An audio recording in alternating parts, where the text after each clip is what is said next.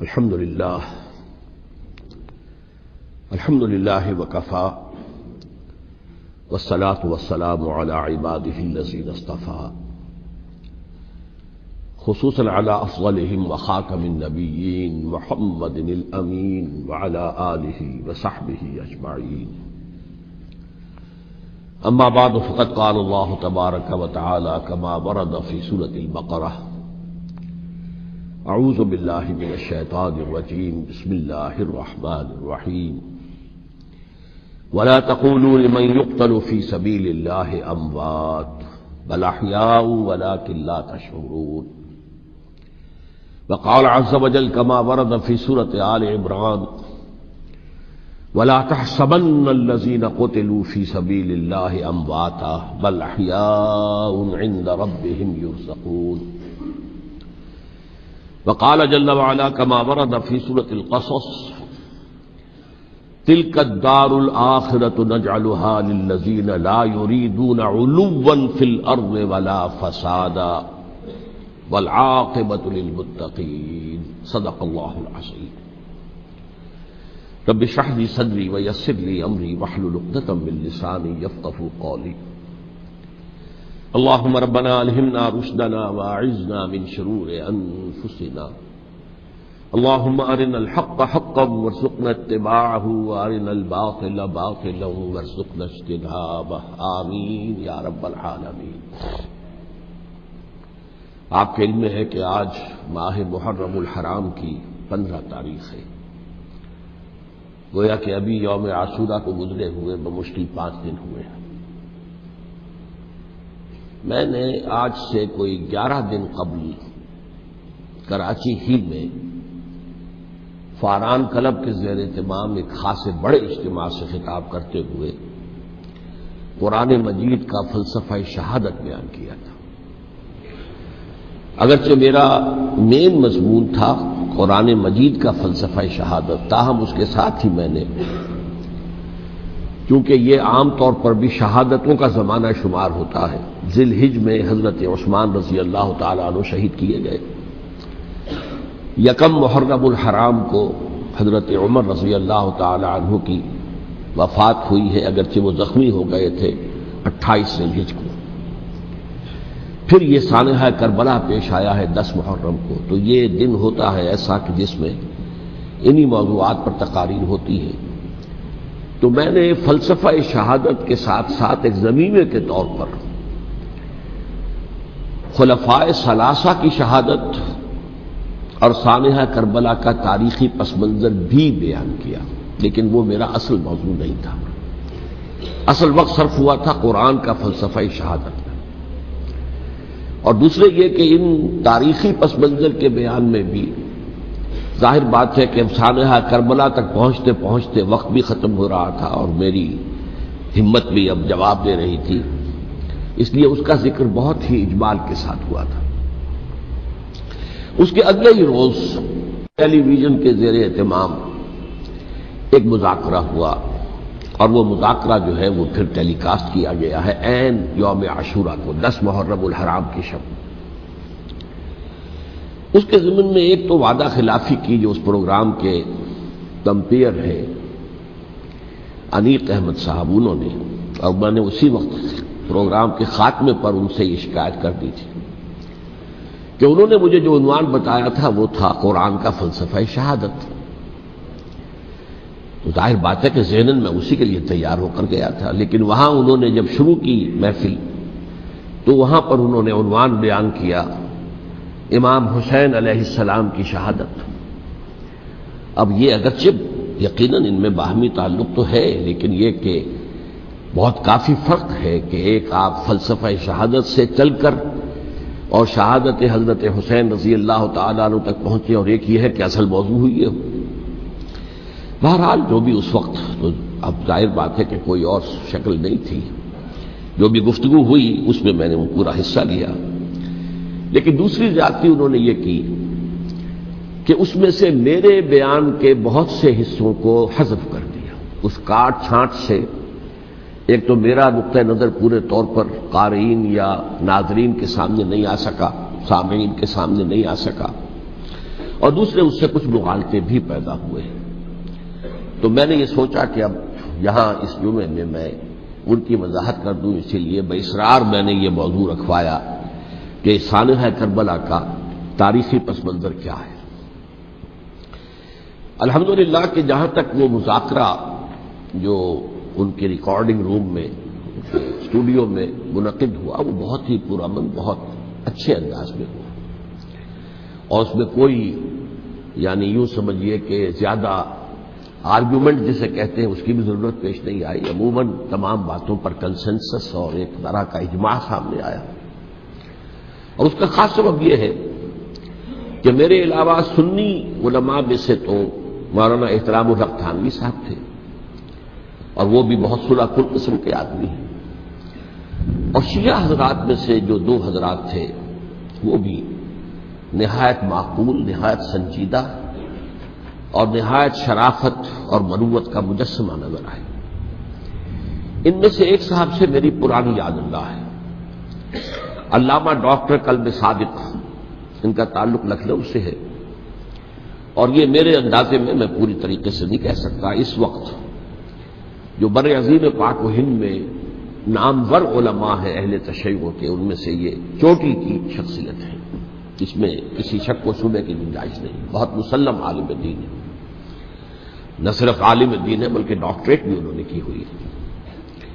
دوسری بات یہ کہ یہ بھی لکھنؤ کے رہنے والے تھے، اور مولانا سید ابو الحسن علی ندوی رحمۃ اللہ علیہ وہ بھی لکھنؤ کے، رائے بریلی کے رہنے والے تھے جو 40-45 میل دور ہے، لیکن ان کا اصل مرکز تو آپ کو معلوم ہے دارالعلوم ندوۃ العلماء لکھنؤ، تو ان کے ساتھ ان کے بڑے ہی برادرانہ تعلقات ہیں، ایک دوسرے سے بڑی محبت، اور مولانا علی میاں رحمۃ اللہ علیہ بھی ان کے اجتماعات میں جا کر شریک ہوتے رہے ہیں، اور انہوں نے ایک فقرہ بھی نقل کیا مولانا علی میاں رحمۃ اللہ علیہ کا کہ آج ہمیں کوفے اور دمشق کی طرف دیکھنے کی ضرورت نہیں ہے بلکہ کربلا کی طرف دیکھنے کی ضرورت ہے۔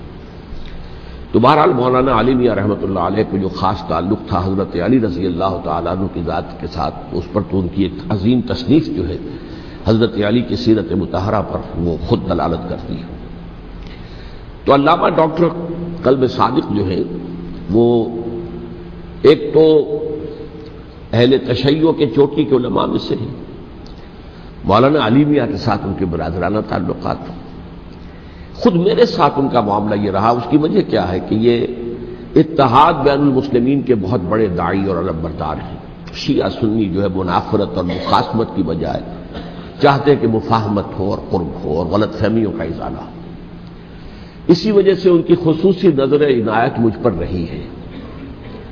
مجھے یہ تو پوری طرح یاد نہیں کہ کراچی میں بھی ان سے ملاقات ہوئی تھی یا نہیں، لیکن ایک مرتبہ لاہور تشریف لائے تھے اور وہاں مجھ سے ملاقات ہوئی، پھر ایک مرتبہ میں نیو یارک میں تھا اور اتفاقاً ان کا بھی وہیں پر قیام تھا یا تشریف آوری ہو گئی تھی، تو وہاں بھی بڑی مفصل ملاقات کے لیے وہ تشریف لائے تھے۔ پھر میرا جو ایک کتاب کہنے درمیانی شے ہے، شیعہ سنی مفاہمت کی ضرورت اور اہمیت، اس کے یہ باقاعدہ مبلغ رہے ہیں، اس کے بہت سے نسخے انہوں نے منگوا کر اپنے طور پر یہاں محرم الحرام کی جو ان کی مجالس ہوتی ہیں، اس مرتبہ بھی اسی کے لیے تشریف لائے ہوئے تھے، تو اس کے اندر انہوں نے اس کا تعارف کرایا، اس کی تعریف کی، اور اس کے بہت سے نسخے جو ہے وہ فروخت کروائے۔ تو یہ میں نے اصل میں آپ کے سامنے ایک پس منظر رکھ دیا ہے اس شخصیت کا کہ جو اس میں میجر ریپرزنٹیٹو تھے اہل تشیع کی طرف سے۔ انہوں نے ایک نکتہ جو بیان کیا، واقعہ یہ ہے کہ میرا ذہن بھی ادھر منتقل نہیں ہوا تھا اس سے پہلے، انہوں نے فرمایا کہ یہ اللہ کے راستے میں شہید ہو جانے والے کو جو اللہ کے راستے میں قتل ہو جائیں، سورہ بقرہ میں تو فرمایا انہیں مردہ مت کہو، وَلَا تَقُولُوا لِمَن يُقْتَلُ فِي سَبِيلِ اللَّهِ أَمْوَاتٌ بَلْ أَحْيَاءٌ وَلَٰكِن لَّا تَشْعُرُونَ، وہ تو زندہ ہے لیکن تمہیں ان کا شعور نہیں۔ لیکن سورہ آل عمران کے اندر جو آیت آئی ہے وَلَا تَحْسَبَنَّ الَّذِينَ قُتِلُوا فِي سَبِيلِ اللَّهِ أَمْوَاتًا بَلْ أَحْيَاءٌ عِندَ رَبِّهِمْ يُرْزَقُونَ، ہرگز مت سمجھنا ان کو جو اللہ کی راہ میں قتل ہو جائیں کہ وہ مردہ ہیں، وہ زندہ ہیں، اپنے رب کے پاس سے رزق پا رہے ہیں۔ تو انہوں نے کہا کہ اللہ تعالیٰ کی راہ میں قتل ہو جانے والے کو مقتول کہنا ہی نہیں، سمجھنا بھی غلط ہے۔ دل سے بھی بات جو ہے وہ یہ نہیں ہونی چاہیے کہ وہ مردہ ہے، بلکہ وہ زندہ ہے، اس شد و مد کے ساتھ ولا تحسبن، ہرگز نہ سمجھنا ان کو جو اللہ کی راہ میں قتل ہو جائیں کہ وہ مردہ ہے، وہ تو زندہ ہے، اپنے رب کے پاس سے رزق پا رہے ہیں۔ اس در میرا ذہن نہیں گیا تھا، میں اس کو تسلیم کر رہا ہوں۔ دوسرے جو شیعہ عالم دین تھے، مجھے ان کا پورا نام مستحضر نہیں ہے، نقوی صاحب، وہ بھی ڈاکٹر بھی ہیں اور عالم دین ہیں، وہ بھی تھے، اور وہ بھی بہت ہی یوں سمجھیے کہ یعنی دلیل کو تسلیم کرنے والے اور بہت ہی معقول انداز میں گفتگو کرنے والے تھے۔ بہرحال جب وہ مذاکرہ شروع ہوا تو سب سے پہلے ڈاکٹر قلب صادق صاحب کو دعوت دی گئی کہ وہ اظہار خیال کریں۔ انہوں نے انہی 2 آیتوں کے حوالے سے جو ابھی میں نے بیان کی ہے، ایک نقطہ بھی بیان کیا، کچھ اور باتیں بھی بیان کی۔ اس کے بعد جب میری باری آئی تو میں نے کہا کہ مجھ سے کچھ اور سوال کیا گیا تھا، لیکن میں نے کہا کہ میں پہلے بات وہیں سے شروع کرنا چاہتا ہوں۔ سوال یہ کیا گیا تھا ڈاکٹر قلب صادق سے کہ قرآن کا فلسفہ شہادت کیا ہے۔ تو میں نے کہا جو سوال آپ نے ان سے کیا تھا، میں اس کے جواب سے اپنی بات شروع کرنا چاہتا ہوں کہ میرے نزدیک قرآن مجید میں اللہ کی راہ میں قتل ہونے کے لیے لفظ شہادت آیا ہی نہیں۔ حدیث میں ضرور آیا ہے بصیغہ مجہول، فقد استشہد، اس کی شہادت قبول کر لی گئی یا اس کو شہید بنا لیا گیا، اور اس معنی میں صرف ایک جگہ پر امکان ہے پورے قرآن میں، سورہ آل عمران کی ایک آیت میں، وَيَتَّخِذَ مِنْكُمْ شُهَدَاءَ، کہ وہاں اس کے معنی لیے جا سکے مقتول فی سبیل اللہ کے، باقی کہیں بھی نہیں۔ یہ تو اصل میں کار رسالت کے لیے ایک اصطلاح ہے۔ ہر رسول شاہد بن کر آیا، شہید بن کر آیا، یہاں دنیا میں وہ اپنے عمل سے، اپنے قول سے، انفرادی اجتماعی سطح پر حق کی گواہی دیتا رہا، اور قیامت کے دن کھڑے ہو کر پروزیکیوشن وٹنس کی حیثیت سے اپنی قوم کے خلاف گواہی دے گا کہ اللہ میں نے ان کے سامنے تیرا پیغام پہنچا دیا تھا، اب جو کچھ انہوں نے کیا اس کے ذمہ دار یہ ہے۔ دے کانٹ پلیڈ اگنورنس، وہ یہ نہیں کہہ سکتے کہ ہمیں معلوم نہیں تھا، ہمیں بتایا نہیں گیا تھا۔ بہرحال اس پر مجھے بڑی خوشی ہوئی جب علامہ نقوی صاحب نے اس نقطے کو بہت سراہا، اور انہوں نے تسلیم کیا کہ کچھ دنوں سے مجھے بھی یہ خیال ہو رہا تھا، یعنی یہ کہ یہ کوئی زیادہ پرانا خیال ان کا نہیں تھا۔ انہوں نے فرمایا کچھ دنوں سے مجھے بھی یہ خیال ہو رہا تھا کہ قرآن میں تو یہ لفظ شہید اور شہادت اس معنی میں ہے ہی نہیں۔ میرا گمان یہ ہے کہ چونکہ اس موضوع پر میں نے بہت تقریریں کی ہیں، سال ہر سال سے تقریریں کر رہا ہوں، قرآن کا فلسفہ شہادت کیا ہے، اور اس کے حوالے سے یہ کہ امت مسلمہ کا کیا فرض منصبی ہے، شہادت علی الناس کی کیا ذمہ داری ہے جو امت مسلمہ پر ہے۔ تو یہ تو میری دعوت قرآنی کے اہم مضامین میں سے ہے، تو ہو سکتا ہے کہ میری ہی کسی تقریر کی کوئی اڑتی ہوئی خبر ان کے کانوں تک پہنچی ہو، واللہ عالم، لیکن انہوں نے اس نقطے کو سراہا، اور مجھے اللہ کے فضل و کرم سے مجھے اس پر خوشی ہوئی کہ بجائے اس کے کہ وہ اس پر کوئی آرگیومنٹ کرتے، کوئی بحث و تبحیث کرتے، انہوں نے میری اس بات کو تسلیم کیا اور اس کی گویا کہ تائید کی۔ پھر میں نے عرض کیا کہ جہاں تک خلفاء ثلاثہ کی شہادت کا اور شہادت حسین یا سانحہ کربلا رضی اللہ تعالی عنہم اجمعین کا تعلق ہے، اصل میں اس کو نہیں سمجھ سکتے لوگ جب تک کہ ریولیوشن اور کاؤنٹر ریولیوشن کا فلسفہ سمجھ میں نہ آئے۔ جب کسی ملک میں کسی خطہ ارضی میں کوئی انقلابی تحریک چل رہی ہوتی ہے، ظاہر بات ہے ابتدا میں تو انقلابی لوگ چند ہوتے ہیں، کمزور ہوتے ہیں، ضعیف ہوتے ہیں، ان سے کوئی خطرہ محسوس نہیں ہوتا، لیکن کشاکش کے دوران ایک وقت آ جاتا ہے کہ پھر جو مخالف انقلاب ہیں وہ یہ سمجھ بیٹھتے ہیں، سمجھ جاتے ہیں کہ اب ہماری پیش نہیں جا رہی، اب ہمارا بس نہیں چلے گا، لہذا سر جھکا دو۔ اسے پنجابی محاورے میں کہا جاتا نیوی پاؤ، اس وقت کو گزارو۔ اب اس کے بعد پھر کوئی موقع ملا تو دیکھیں گے کہ اس انقلاب کو ہم انڈو کر سکیں، کاؤنٹر ریولیوشنری موومنٹس۔ یہ اصل میں فلسفہ سمجھ میں نہ آئے اور ریولیوشن کا فلسفہ سمجھ میں نہ آئے تو سیرت النبی سمجھ میں نہیں آ سکتی۔ منہج انقلاب نبوی میری کتاب ہے، اس کو پڑھیے تو سیرت کا وہ تجزیہ آپ کے سامنے آئے گا جو آپ کی آنکھیں کھول دے گا کہ سیرت کو ہم کیا سمجھتے رہے اور سیرت اصل میں ہے کیا۔ بہرحال یہ کاؤنٹر ریولیوشنری موومنٹس تھیں کہ جب عرب میں حضور کو فیصلہ کن قوت حاصل ہو گئی تو جو بھی مخالفین تھے انہوں نے سر جھکا لیا، سرنڈر کیا، اسلام لے آئے، گویا کہ چھپ گئے اسلام کے لبادے میں، لیکن وہ تھے اسی طاق میں کہ پھر کبھی موقع ملے تو پھر ہم اس نظام کو دہو بالا کر دیں، تلپٹ کر دیں۔ یہ رد عمل سب سے پہلے خود عرب کے اندر پیدا ہوا، کیونکہ مشرکین عرب کو جب سورہ توبہ کی پہلی 6 آیات نازل ہوئی ہیں جن میں الٹیمیٹم دے دیا گیا کہ اب کسی مشرک قبیلے سے کوئی معاہدہ اللہ کا اور اس کے رسول کا نہیں ہوگا، تمہیں 4 مہینے کی مہلت دی جا رہی ہے، یا ایمان لے آؤ اور یا تمہیں قتل کر دیا جائے گا۔ یہ بہت سخت آیات ہے قرآن کی، سورہ توبہ کی ابتدائی 6 آیات۔ اور حضرت علی رضی اللہ تعالیٰ عنہ کا کہنا یہ ہے کہ آپ کو معلوم ہے کہ مصحف میں یہ واحد صورت ہے جس سے پہلے بسم اللہ الرحمن الرحیم نہیں لکھی، آپ کو نظر آتی، باقی 113 صورتوں کے شروع میں بسم اللہ الرحمن الرحیم ہے۔ تو کیا وجہ ہے یہاں کیوں نہیں ہے؟ حضرت علی کا فرمانا ہے کہ یہ صورت تو تلوار ہاتھ میں لے کر اتری ہے، اور بسم اللہ الرحمن الرحیم میں اللہ تعالیٰ کے 2 اسماء ہیں، الرحمن الرحیم، تو یہ گویا کہ اس سے متضاد صورتحال ہے کہ اب تمہارے لیے آخری موقع ہے، یا ایمان لے آؤ اور یا قتل کر دیے جاؤ۔ اس میں ایک تیسری گنجائش خود بخود نکلتی تھی، یا یہ ملک چھوڑ کر چلے جاؤ، اور ایسا بہت سے لوگوں نے کیا، لیکن اکثر لوگوں نے گردن چکائی۔ لیکن رد عمل ظاہر ہوا، ایک تو مرتدین کھڑے ہو گئے جنہوں نے نئی نئی نبوتوں کو مان لیا، ایک مانعین زکوٰۃ کھڑے ہو گئے کہ ہم زکوٰۃ تمہیں نہیں دیں گے۔ یہ رد عمل تھا مشرک عرب کا، مشرکین عرب کا۔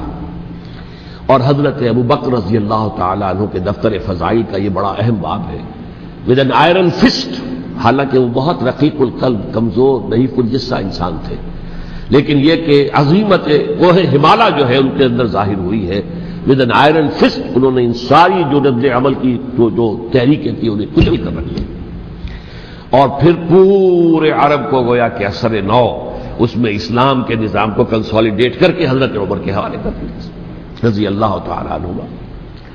حضرت عمر کے زمانے میں جو جنگیں ہوئیں اس میں سلطنت روما جو ہے، جو اس وقت کی 2 سپر پاورز تھیں، سلطنت روما، قیصر روم، ہرقلیس، ہرقل تھا اس وقت کا جو رومی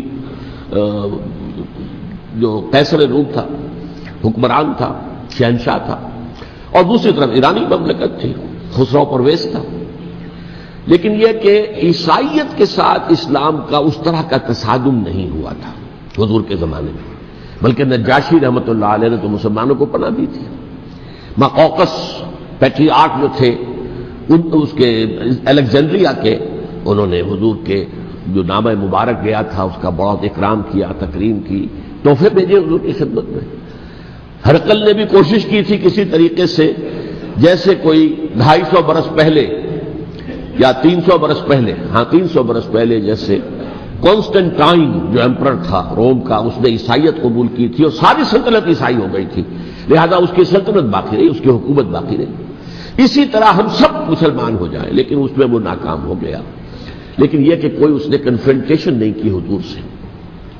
البتہ ایران کا معاملہ یہ تھا کہ اس کے پرخ چڑھ گئے، اس نے حضور کے نامہ مبارک کو چاک کیا تھا، حضور نے فرمایا جب اطلاع ملی کہ اس نے اپنی سلطنت کو چاک کر دیا ہے، اس کے ٹکڑے کر دیے۔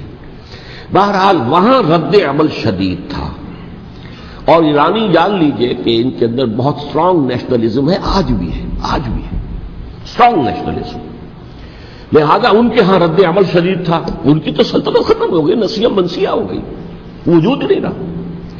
لہذا وہاں سے جو کاؤنٹر ریولوشن شروع ہوا ہے وہ پھر ہرمزان جو ایک بہت بڑا جرنیل تھا، اس نے بڑی عیاری کے ساتھ اپنی جان بچائی تھی۔ یہ بڑا دلچسپ واقعہ ہے کہ وہ یعنی کنڈمڈ تھا اسلامی حکومت کی طرف سے، خلافت کی طرف سے، کہ وہ جہاں بھی پایا جائے اس کو قتل کرنا ہے۔ حضرت عمر کی عدالت میں لا کے پیش کیا گیا، حضرت عمر نے کہا یہ واجب القتل ہے، قتل کر دو اس کو۔ اس نے کہا اچھا مجھے ذرا پانی پلا دیجیے۔ حضرت عمر نے فرمایا ٹھیک ہے بھائی پانی لاؤ، پانی دے دو۔ پانی کا کٹورا کہ مجھے پہلے ضمانت دیجیے کہ جب تک میں یہ پانی نہ پی لوں مجھے قتل نہیں کیا جائے گا۔ ہاں ہمارا وعدہ ہے۔ اس نے وہ کٹورا پھینک دیا پانی کا، کرو مجھے قتل کیسے کرو گے، میں نے وہ پانی تو نہیں پیا۔ اس سے اپنے آپ کو بچایا اس نے۔ بہرحال آپ اختلاف کر سکتے ہیں کہ حضرت عمر کو اس عذر کو قبول نہیں کرنا چاہیے تھا، لیکن بہرحال ان کی اپنی مروت اور شرافت تھی کہ اپنے وعدے کا پاس کیا۔ اس کی سازش سے ابو لولو فیروز اس نے حضرت عمر کو شہید کیا۔ یہ گویا کہ دوسری کاؤنٹر ریولوشنری موومنٹ تھی۔ انہوں نے یہ سمجھا تھا کہ یہ ساری چکی جو چل رہی ہے، جیسے چکی کی ایک کلی ہوتی ہے، وہ کلی جگہ سے ہٹ جائے تو چکی کیسے چلے گی؟ یہی بات حضرت علی نے فرمائی تھی حضرت عمر سے رضی اللہ تعالی عنہما جب شام کے محاذ پر کچھ پسپائی سی ہو رہی تھی تو حضرت عمر نے ارادہ کیا میں خود جاؤں گا محاذ پر اور کمانڈ کروں گا. حضرت علی رضی اللہ تعالیٰ عنہ نے فرمایا کہ نہیں امیر المومنین آپ مت جائیں، چکی اسی وقت تک چلتی ہے جب تک کہ کلی گڑی ہوئی. آپ کلی ہیں اس وقت اس نظام کی جس کے گرد یہ اسلام کی چکی گھوم رہی، آپ مت جائیں. لہذا حضرت عمر نے ان کی بات مانی. اس قدر صائب مشورہ تھا جو کیا تھا. بہرحال انہوں نے یہ سمجھا تھا کہ عمر ہی کے بل پر چل رہا ہے یہ سب کچھ، لہذا عمر کو بیچ سے ہٹا دینے سب بیٹھ جائے گا. لیکن ظاہر بات ہے کہ محمد رسول اللہ کی بنائی ہوئی عمارت صلی اللہ علیہ وسلم اتنی کمزور نہیں تھی. اس کے بعد حضرت عمر کے انتقال کے بعد حضرت عثمان کا انتخاب ہوا، اور حضرت عثمان کے بھی 10 سال پہلے جو ہے وہ بالکل حضرت عمر کی جو دور خلافت ہے اس کے بالکل مشابہ ہے، مماثلی. ہمارے ذہنوں میں یہ تصور بٹھا دیا گیا ہے کہ سارے 12 سال شاید فتنہ ہی فتنہ رہا، فساد ہی فساد رہا، دنگا رہا، لڑائی رہی. نہیں، 10 سال پورا امن. اور جس طریقے سے فتوحات کا سیلاب حضرت عمر کے زمانے میں جا رہا تھا اسی طریقے سے حضرت عثمان کے 10 سالوں کے دوران گیا. آخری 2 سالوں میں ایک فتنہ اٹھا ہے. یہ فتنہ کیا ہے اس کو سمجھ لیجیے. مذاہب کی جو 3 سے کنفرنٹیشن ہوئی تھی، ایک تو یہ کہ مملکتوں میں سے مملکت ہرقل، مملکت روم، مملکت ایران.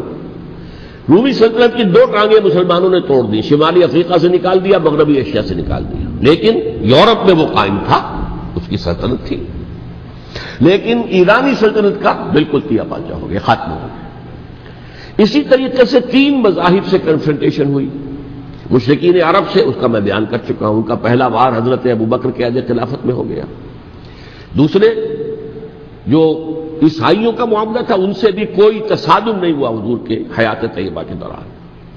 لیکن جو یہودیت بطور مذہب، اس کو ظاہر بات ہے کہ اسلام نے اس کو ختم کیا تھا کم سے کم جزیرہ نما عرب سے.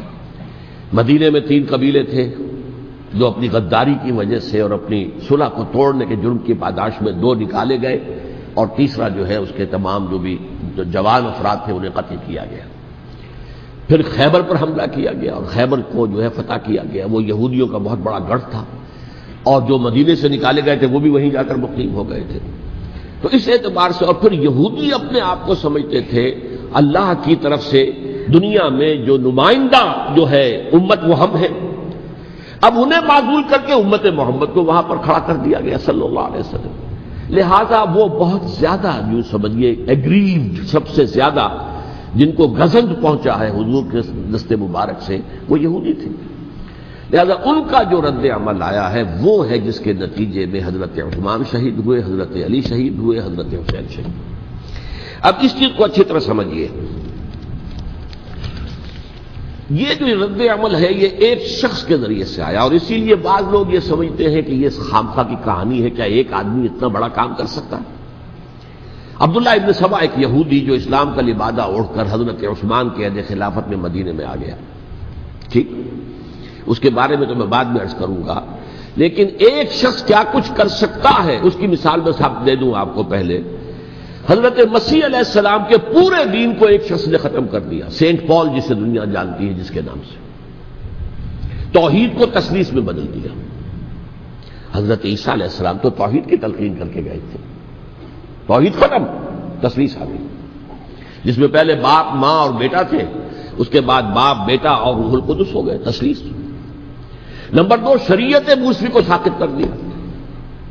لہذا اب پالزم جو ہے، کرسچینٹی نہیں رہی. وہ حضرت عیسیٰ کو کہہ کر گئے تھے کہ شریعت موسوی تم پر لاگو رہے گی، نافذ رہے گی، ساقط کر دیا. نمبر 3، اس نے عیسائیت کے دائرہ تبلیغ کو وسیع کر دیا، جنٹائلز یا گوئمز کے اندر بھی، غیر یہودیوں میں. حالانکہ حضرت مسیح کہہ کر گئے تھے کہ تمہیں صرف یہودیوں سے خطاب کرنا ہے، اور میں صرف اسرائیل کے گھرانے کی کھوئی ہوئی بھیڑوں کی تلاش میں آیا. اب آپ دیکھیے حضرت مسیح کے فوراً بعد اور حضرت مسیح کی زندگی کے دوران جب تک کہ وہ موجود تھے، وہ بدترین دشمن تھا حضرت مسیح علیہ السلام کا. بعد میں لبادہ اوڑھا، اور یہ کہ مجھے مکاشفہ ہوا ہے، مکاشفے میں مسیح سے میری ملاقات ہوئی ہے، میں ان پر ایمان لے آیا ہوں. اور پھر اس نے اپنے زہد اور دینداری کا جو بھی فراڈ تھا اس کے نتیجے میں اپنی حیثیت بنا لی، دین مسیحی کو بالکل ختم کر دیا. آج کہاں ہے وہ دین مسیحی؟ D100 کے مصنف نے بھی صاف لکھا ہے کہ جب تک حضرت مسیح دنیا کے اندر موجود تھے عیسائیت کی حیثیت یہودیت نے ایک فرقے سے زیادہ نہیں تھی، یہودیوں کا ایک فرقہ، ایک جماعت بس۔ یہ سینٹ پال ہے جس نے اسے ایک مستقل مذہب کی حیثیت اختیار کی ہے، تو اٹ شوڈ بی کالڈ پالزم، اور یہ ایک آدمی کا کارنامہ۔ اسی طریقے سے یہ تو ہو گیا حضرت مسیح کے فوراً بعد، رفع سماوی کے فوراً بعد۔ 1500 برس کے بعد ایک تحریک چلی ہے یورپ کے اندر، اصلاح مذہب، اور اس کی پشت پر بھی یہودی ذہن تھا۔ یہودی ذہن نے عیسائیت کو دو حصوں میں تقسیم کر دیا، کیتھولک اینڈ پروٹیسٹنٹس، اور پروٹیسٹنٹس کو اپنا اعلی کار بنایا۔ یہ ایک علیحدہ مضمون ہے جس پر میں تفصیل میں نہیں جانا چاہتا، میری کتاب بھی موجود ہے اس موضوع پر، سابقہ اور موجودہ مسلمان امتوں کا ماضی، حال اور مستقبل، اس میں نے تفصیل بیان کی۔ یہ جو تقسیم ہوا ہے تو وہ پہلی بات ایک یہودی، جیسے کہ علامہ اقبال نے، مارکس بھی تو ایک یہودی تھا نا، تو ابلیس کی مجلس شورا میں بڑا پیارا شعر ہے، وہ یہودی فتنہ گر، وہ روح مصدق کا بروز، ہر قبا ہونے کو ہے اس کے جنوں سے چاک چاک۔ یہ ایک یہودی فتنہ گر مارکس نے وہ تصور دنیا کو دیا جس نے عظیم انقلاب برپا کیا روس کے اندر، بولشوک ریولوشن، اور جو پھر آدھی دنیا تک پھیل گیا۔ آج سے 50 سال پہلے امریکہ کانپتا تھا، روس کے سامنے کھڑا ہوا کانپ رہا تھا، اس لیے کہ روس سائنٹیفک ترقی میں امریکہ سے بہت آگے تھا، اس کے ایسٹروناٹ پہلے گئے ہیں خلا کے اندر، امریکہ تو بہت پیچھے تھا۔ بہرحال اس نے جس طریقے سے USSR کا خاتمہ کرایا ہے وہ ایک علیحدہ بات ہے، میں اس وقت اس طرف نہیں جانا چاہتا، لیکن جان لیجئے کہ وہ ایک شخص کا کارنامہ، وہ یہودی فتنہ گر، وہ روح مصدق کا بروز، ہر قبا ہونے کو ہے اس کے جنوں سے تار تار۔ اسی طرح وہ عبداللہ ابن سبا، یہودی فتنہ گر۔ آج اہل تشیع میں سے بعض حضرات کہتے ہیں کہ یہ عبداللہ ابن سبا یہ تو افسانوی شخصیت ہے، اس کی حقیقت کوئی تھی ہی نہیں، حالانکہ ان کی اپنی کتاب میں رجال کشی کے اندر اس کا ذکر موجود ہے، اور یہ بھی موجود ہے کہ حضرت علی رضی اللہ تعالیٰ عنہ نے اپنے عہد خلافت میں اسے زندہ جلوایا ہے۔ اس کی وجہ کیا تھی؟ یہ آیا مدینے کے اندر اسلام کا لبادہ اوڑھ کر، اس نے چند عقیدوں کی اشاعت شروع کی۔ سب سے پہلے حضرت علی تو خدا ہیں، گاڈ انکارنیٹ، اوتار کا تصور، جیسے ہندوؤں میں ہے رام چندر جی خدا کا اوتار، اور عیسائیت میں بھی پہلے گاڈ انکارنیٹ کا تصور تھا کہ حضرت مسیح خدا کا اوتار، انکارنیشن آف گاڈ۔ تو اس نے کہا کہ حضرت علی تو خدا کا اوتار ہے، خدا ہے۔ نمبر 2، اس نے کہا کہ ہر نبی کا ایک وصی ہوتا ہے جس کے حق میں وہ وصیت کرتا ہے، تو حضور صلی اللہ علیہ وسلم کے وصی حضرت علی ہیں، لہذا خلیفہ تو اول روز سے حضرت علی ہیں، حضرت ابو بکر، حضرت عمر، حضرت عثمان، یہ تو غاصب ہے، اور حضرت عثمان کی خلافت تھی اس وقت تو خاص طور پر۔ پھر اس نے جو قبائلی عصبیت تھی اسے بھڑکایا۔ پرانی جو عصبیت چل رہی تھی قریش کے اندر، وہ دو گھرانے ایک دوسرے کے مد مقابل تھے۔ دیکھیے، ایک ہوتا ہے قبیلہ، ایک ہوتا ہے گھرانہ۔ ہمارے پنجاب میں ایک قبیلہ ہے وٹو قبیلہ، اس کے گھرانے بہت سے، مانے کے، لالے کے، سجے کے، شامد کے، یعنی کوئی لالا تھا ان میں سے بڑا، ان کے بیٹے ہو گئے لالے کے، ان کی اولاد، خاندان یہ کہلاتے ہیں۔ قبیلہ ایک، یہ وٹو قبیلہ۔ تو قبیلہ تھا قریش، اس میں گھرانے بہت تھے، بنو ہاشم، بنو امیہ، بنو تیم، بنو عدی، یہ بہت سے گھرانے تھے۔ تو چوٹی کے دو گھرانے جو تھے وہ بنو ہاشم اور بنو امیہ، ان کے درمیان چپقلش تھی، مقابلہ، مسابقت، اور یہ مسابقت فی الخیر بھی ہوتی تھی۔ اگر انہوں نے غریبوں کو کھانے کھلائے ہیں تو ہم ان سے بڑھ کر کھلائیں گے، اگر وہ حاجیوں کی خدمت کرتے ہیں تو ہم ان سے بڑھ کر کریں گے۔ تو ان کے اندر یہ مسابقت الخیر بھی تھی، لیکن چپقلش تھی کہ کوئی ہم سے آگے نہ نکل جائے، وہ سمجھتا تھا وہ آگے نہ نکل جائے۔ اس شخص نے اس پرانی عصبیت کو تازہ کیا کہ حضور تو بنو ہاشم میں سے تھے، لہذا خلافت حق ہے بنو ہاشم کا، یہ غاصب ہے۔ اس سے پہلے دو خلفاء جو تھے وہ نہ بنو ہاشم سے تھے نہ بنو امیہ سے تھے۔ حضرت ابو بکر بنو تیم میں سے تھے، چھوٹا قبیلہ تھا۔ حضرت عمر بنی عدی میں سے تھے، وہ بھی چھوٹا قبیلہ تھا۔ یہ حضرت عثمان پہلے خلیفہ جو بنو امیہ میں سے تھے، جن کی پرانی چپقلش بنو ہاشم سے تھی۔ اب اس کو موقع مل گیا کہ پرانی قبائلی عصبیت کو بھڑکا ہے۔ یہ ہے اصل میں اس فتنے کا پس منظر عبداللہ ابن سبا نے جو آ کر پھیلایا ہے، اور اس کی تفصیل میں اس وقت میں نہیں جا سکتا، کیسے یہ فتنہ پروان چڑھا، کیا انہوں نے اسٹریٹجی اختیار کی، کہ یہ کیا کرتے تھے، گروہ بنا کر بھیجتے تھے لوگوں کو، کوفے میں جاؤ تو وہاں پر دمشق کے گورنر کے خلاف اور مصر کے گورنر کے خلاف الزامات لگاؤ، اس نے یہ کیا، وہ غبن کر گیا، وہ یہ کر گیا، وہ خیانت کر رہا ہے، وہ رشتہ داروں کو پال رہا ہے، اور عثمان کے خلاف بھی تقریریں کرو رضی اللہ تعالی عنہ۔ دمشق میں جاؤ تو کوفے کے گورنر کے خلاف، کیونکہ دمشق کے گورنر کے خلاف بات کرو گے تو لوگوں کو معلوم ہوگا کہ یہ جھوٹ بول رہے ہیں، لیکن یہ کہ وہاں تو تم بات کرو کوفے کے گورنر کے خلاف اور مصر کے گورنر کے خلاف اور حضرت عثمان کے خلاف۔ مصر میں جاؤ تو بات کرو کوفے کے اور شام کے گورنر کے خلاف اور حضرت عثمان کے خلاف۔ یہ انہوں نے ایسا اٹھایا، اور اس زمانے میں آپ کو معلوم ہے ذرائع رسل و رسائی تھے نہیں، نہ اس فتنے کی پتہ چل سکا جب تک کہ وہ فتنہ جو ہے پوری طرح برگ و بار لا کر تراور درخت نہیں بن گیا۔ اس کے نتیجے میں حضرت عثمان رضی اللہ تعالی عنہ شہید ہوئے، اور خلیفہ پھر حضرت علی رضی اللہ تعالی عنہ کو انہی سوائیوں نے، جنہوں نے گھیراؤ کیا تھا، جنہوں نے حضرت عثمان کو شہید کیا ہے، یہی حضرت علی رضی اللہ تعالیٰ عنہ کے ارد گرد ہوئے۔ اور حضرت علی رضی اللہ تعالیٰ عنہ بھی نہیں چاہتے تھے خلافت کی بیعت لینا، لیکن آخر کیا کرتے؟ کیا وہ امت کو بغیر خلیفہ کے چھوڑ دیتے؟ حضرت زبیر سے کہا گیا، انہوں نے نہیں مانا، رد کر دی بات۔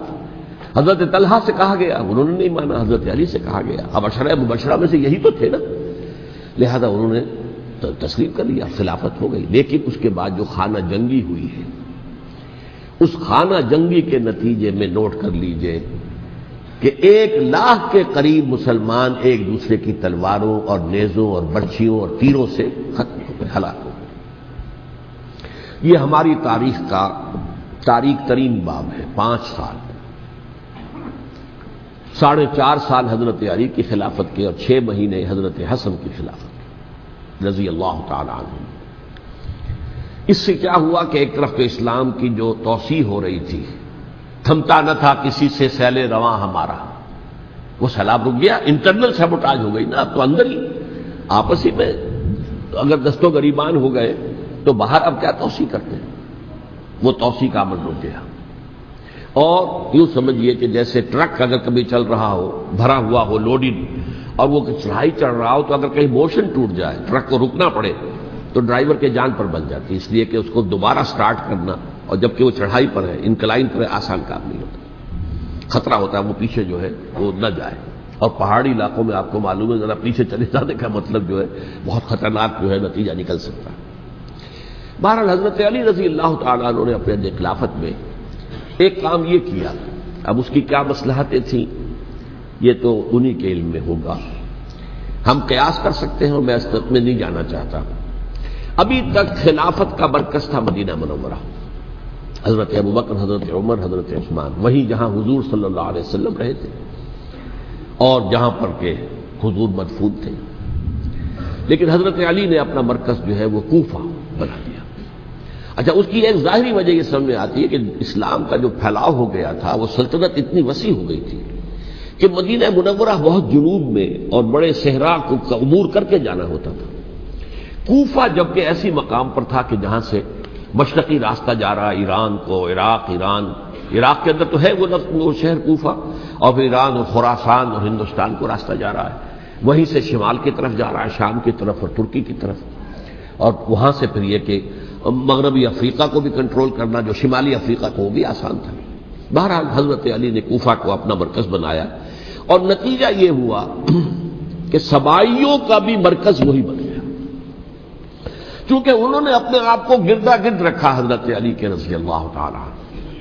اب ظاہر بات ہے کسی پرٹیکولر پرسن کے خلاف تو کوئی مقدمہ موجود تھا نہیں، بلکہ جب جنگ جمل ہو رہی تھی، ابھی جنگ نہیں ہوئی تھی، حضرت عائشہ، حضرت طلحہ، حضرت زبیر وہ لے کر آئے تھے لشکر اس مطالبے کے لیے کہ حضرت عثمان کے قاتلوں کو سزا دی جائے، قصاص لیا جائے۔ حضرت علی رضی اللہ تعالیٰ عنہ سے گفت و شنید ہو رہی تھی، حضرت علی جو ہے اس پر آمادہ ہو گئے کہ ٹھیک ہے، میں جو بھی قاتلین عثمان ہیں ان کو گرفتار کر کے سزا دوں گا۔ عین اسی وقت کوفے کی مسجد کے اندر جو ہے 10,000 کا مجمع کھڑا ہو گیا، ہم سب قاتل عثمان ہیں، لو ہم سے بدلہ کہاں سے ہوگا. اور انہوں نے کیا کیا؟ جاتے ہی جنگ چھیڑ دی. جب چھڑ جائے تو یا مرو یا مارو، اس کے سلاوہ تو کوئی چارہ کار ہوتا ہی نہیں. ایک رات میں 10,000 مسلمان شہید ہوئے، جن میں 2 عشرہ مبشرہ میں سے حضرت زبیر اور حضرت طلحہ رضی اللہ تعالیٰ. تو یہ صورت تھی، سبائیوں نے گھیراؤ کیا حضرت علی کا رضی اللہ تعالیٰ. حضرت معاویہ دعوے دار نہیں تھے خلافت کے، قطعاً نہیں. ان کا صرف ایک دعویٰ تھا، اور وہ یہ تھا کہ عثمان کے قاتلوں کو گرفتار کرو، یا خود سزا دو یا ہمارے حوالے کرو، ہم اس سے قصاص لیں گے. اس لیے کہ قبیلہ بنو امیہ کا تھا، اور حضرت امیر معاویہ بنو امیہ میں سے. تو ایک خاندانی طور پر جو ہے ہم قصاص لیں گے ان سے جنہوں نے قتل کیا ہے حضرت عثمان کو. لیکن یہاں ظاہر بات ہے کہ حضرت علی رضی اللہ تعالیٰ عنہ کی طرف سے مطالبہ یہ ہوتا تھا تم پہلے میری بیعت کرو، میرے ہاتھ مضبوط کرو تاکہ میں ان کے خلاف کوئی اقدام کر سکوں. لیکن انہیں یہ اندازہ تھا کہ اگر میں نے بیعت کی تو ظاہر بات ہے کہ حضرت علی تک پہنچنے سے پہلے مجھے گردن بڑھا دیں گے یہ لوگ. اس لیے کہ سبائی جو ہے وہ آپ کو گھیرے ہوئے. بہرحال ایک عجیب الجھاؤ، ایک ڈائلیما تھا جس کی وجہ سے یہ جنگ چلتی رہی. اور حضرت علی رضی اللہ تعالیٰ عنہ کو انہی کے شیعان علی ہی کے اندر سے وہ جماعت علیحدہ ہوئی تھی جس کو ہم خوارج کے نام سے جانتے ہیں. اور ایک خارجی ملجم ابن ملجم ہی نے حضرت علی کو شہید کیا رضی اللہ تعالیٰ عنہ. پھر حضرت حسن رضی اللہ تعالیٰ عنہ، اب دیکھیے کس قدر صحیح بات تھی جو حضرت علی رضی اللہ تعالیٰ عنہ نے فرمائی جب ان سے کہا گیا کہ کیا ہم آپ کے بیٹے حسن کے ہاتھ پر بیعت کر لیں رضی اللہ تعالیٰ عنہ. فرمایا نہ میں تمہیں اس کا حکم دیتا ہوں نہ میں اس سے روکتا ہوں، یہ تمہارا معاملہ ہے. امرہم شورا بینہم، تم اپنے باہمی مشورے سے جو فیصلہ کرو گے ٹھیک ہے، میں نہ حکم دیتا ہوں نہ روکتا ہوں. اس کا کیا مطلب ہے؟ باپ کے بعد بیٹے کی خلافت ہرگز حرام نہیں ہے، ورنہ کہتے کیسے ہو سکتا میرا بیٹا؟ نہیں، یہ نہیں کہا آپ نے. حضرت عمر سے بھی کہا گیا تھا کہ اپنے بیٹے کو نامزد کر دیں، عبداللہ ابن عمر کو، تو انہوں نے جواب میں کیا کہا؟ اسے تو طلاق دینی بھی نہیں آتی. انہوں نے اپنی کسی زوجہ کو طلاق دی تھی اور اس میں جو صحیح ترین طریقہ ہے وہ اختیار نہیں کیا تھا. انہیں طلاق دینے تک نہیں آتی تو میں اسے خلیفہ بنا دوں. یہ نہیں کہا تھا کہ باپ کے بعد بیٹا خلیفہ نہیں ہو سکتا، یہ تو نہیں کہا. کہیں حرام نہیں ہے، نہ کتاب و سنت میں، نہ کوئی حدیث ہے، نہ کہیں قرآن مجید میں. تو حضرت علی نے بھی فرمایا رضی اللہ تعالی نہ میں روکتا ہوں نہ حکم دیتا ہوں، یہ تمہارا اپنا معاملہ ہے. بہرحال حضرت حسن رضی اللہ تعالی عنہ نے حضرت امیر معاویہ سے صلح کر لی، خلافت ان کے سپرد کر دی. دیکھیے میں حضرت ابوبکر، حضرت عمر، حضرت عثمان، حضرت علی کے ساتھ حضرت حسن کے دور خلافت کو بھی خلافت راشدہ میں سے سمجھتا ہوں. اور تبھی 30 سال پورے ہوتے ہیں اس حدیث کے مطابق کہ حضور نے فرمایا خلافت 30 برس رہے گی پھر ملوکیت آ جائے گی. تو حضرت حسن کا بہت بڑا کارنامہ یہ ہے کہ اس خانہ جنگی کا دروازہ بند کر دیا. اور یہ پیشن گوئی تھی حضور کی صلی اللہ علیہ وسلم حضرت حسن کو، جب بچے تھے حضور کے انتقال سے پہلے، میرا یہ بیٹا مسلمانوں کے 2 گروہوں میں صلح کرائے گا.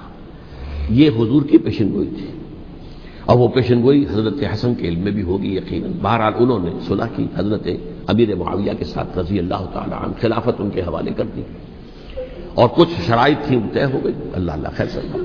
حضور کی تو یہ پیشن گوئی جو ہے صحیح ثابت ہوئی کہ میرا یہ بیٹا مسلمانوں کے 2 بڑے گروہوں کے درمیان صلح کرا دے گا. اور سبائیوں نے انہیں تانے دیے، یا عار المومنین، اے مومنوں کے لیے موجب عار، موجب شرم، تم نے بزدلی دکھائی ہے، تم نے امیر معاویہ کو خلیفہ تسلیم کر لیا، تم نے بزدلی دکھائی. معاذ اللہ ثم معاذ اللہ ثم معاذ اللہ. اب میں کچھ باتیں حضرت امیر معاویہ کے بارے میں کہنا چاہتا ہوں، اس لیے کہ وہاں اس میں میں نے حضرت معاویہ کے بارے میں یہ تو بہت شدت کے ساتھ کہا تھا، اور میں اب بھی اس پر قائم ہوں اور پوری طریقے سے قائم ہوں. میرا مستقل موقف یہی ہے کہ حضرت معاویہ رضی اللہ تعالی عنہ کے دور خلافت کو ہم خلافت راشدہ میں شامل نہیں سمجھتے، اہل سنت میں سے کوئی بھی نہیں سمجھتا. لیکن اس کے ساتھ میں نے حضرت امیر معاویہ کے کچھ مناقب بھی بیان کیے تھے تاکہ پلڑا جو ہے ترازو کا اس کے دونوں پلڑے سامنے آ جائیں. لیکن یہ وہ حصہ میرے اس بیان کا نکال دیا گیا، ختم کر دیا گیا. یہ میں نہیں جانتا کہ اس میں کیا مصلحت دیکھی گئی ہے. اس میں تو کسی کے لیے کوئی معاملہ ایسا نہیں تھا کسی کے جذبات کو جو ہے وہ ٹھیس پہنچانے والا. کیونکہ میں نے کہا وہ خلیفہ راشد نہیں تھے، صاف میں نے کہا، بلکہ وہ دور ملوکیت کا آغاز ان سے ہو گیا ہے۔ بلکہ جب ایک صاحب نے یہ کہا کہ کربلا کے بعد سے دور ملوکیت آ رہی تھی، تو میں نے کہا نہیں جناب، دور ملوکیت تو 20 سال پہلے پوری ہو چکی تھی، شروع ہو چکی تھی۔ حضرت امیر معاویہ کے بھی 20 سال جو ہے وہ دور ملوکیت میں شمار ہیں۔ انہیں کسری العرب بھی کہا گیا، عرب کے کسریٰ، جو شہنشاہ ایران کا خطاب تھا، حضرت معاویہ رضی اللہ تعالیٰ عنہ کو کسری العرب کہا گیا، عرب کا کسریٰ یہ۔ لیکن دوسری طرف یہ ہے کہ وہ صحابی رسول ہیں رضی اللہ تعالیٰ، حضور کے برادر نسبتی بھی ہیں، حضور کے سالے ہیں، ان کی ہمشیرہ ام حبیبہ حضور کی زوجہ محترمہ ہیں، ام المومنین ہیں، ام حبیبہ رضی اللہ تعالیٰ عنہ۔ پھر کس قدر معتمد علیہ تھے حضور کے کہ کاتبان وحی میں شامل تھے، وحی کی کتابت کرنے والے چند لوگ تھے جنہیں کہ حضور کہتے تھے کہ اب یہ آیت لکھ لو، ان میں سے ایک امیر معاویہ بھی رضی اللہ تعالیٰ۔